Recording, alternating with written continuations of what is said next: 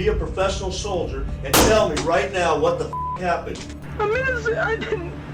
I didn't mean to hurt anybody. Soldier's wife is shot dead and her husband pulled the trigger claiming it was an accident, but was it actually murder? The big question, though, in this case is, was it on purpose or was it an accident? Now, James Peltier was a former neighbor of Danielle's, and he was actually really like a father to her growing up, and he played an important role in her upbringing. Danielle once had confided in James that Skylar had smashed her phone when he was angry at her, which is obviously a big red flag, right? And understandably, James did not like hearing this. He even told Danielle that if she wanted to get away, all she had to do was say the word. But James wasn't the only one to get weird vibes about Skylar. Danielle's best friend, Michaela, also did. She felt like Skylar was forcing her to keep the house clean, and not in a way that's like, it'd be nice if you did the laundry and did the dishes type of way. It was a, you need to have our house spotless and do anything he asked kind of way.